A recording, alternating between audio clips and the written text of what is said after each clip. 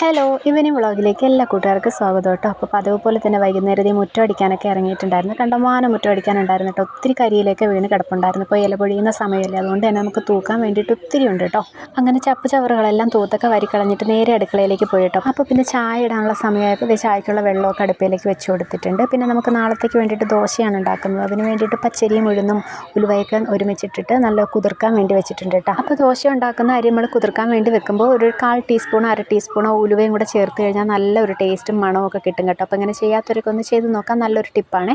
പിന്നെ കുറച്ച് ചക്ക ഇട്ടിട്ടുണ്ടായിരുന്നു കേട്ടോ. അപ്പോൾ വൈകുന്നേരം ഒന്നും നോക്കിയില്ല, പെട്ടെന്ന് തന്നെ അതിന് തൊണ്ടൊക്കെ കളഞ്ഞിട്ട് പെട്ടെന്നൊന്ന് അരിഞ്ഞെടുത്തിട്ട് കുക്കറിലേക്ക് ഉപ്പും വെള്ളവും കൂടെ ഒഴിച്ചിട്ട് വേവിക്കാനായിട്ട് വെച്ച് കൊടുത്തു കേട്ടോ. എനിക്ക് അങ്ങനെ കഴിക്കണമെന്ന് തോന്നിക്കഴിഞ്ഞാൽ അപ്പോഴും തന്നെ വെക്കും കേട്ടോ. പിന്നത്തേക്ക് വെക്കത്തൊന്നുമില്ല. ഉമ്മച്ചി അവിയൽ നാളെ വെക്കാമെന്നൊക്കെ പറഞ്ഞിട്ട് എടുത്ത് മാറ്റിയതാണ്. ഞാൻ അപ്പോഴും തന്നെ എടുത്ത് കറിയാക്കി കേട്ടോ. നല്ല ടേസ്റ്റ് ഉണ്ടായിരുന്നു. അപ്പോൾ ഇതിന് മുന്നേ ചക്ക വെക്കുന്ന ടൈമിൽ ലോങ് വീഡിയോസിൽ ഒത്തിരി പേര് കമൻറ്റ് ചെയ്തിട്ടുണ്ട് കേട്ടോ. ചക്കയൊക്കെ ഞങ്ങളുടെ നാട്ടിൽ ഇപ്പോൾ ആയി തുടങ്ങിയിട്ടില്ല, പക്ഷേ ഇവിടെയൊക്കെ ആയിട്ടുണ്ട് കേട്ടോ. അപ്പോൾ ടാറ്റാ.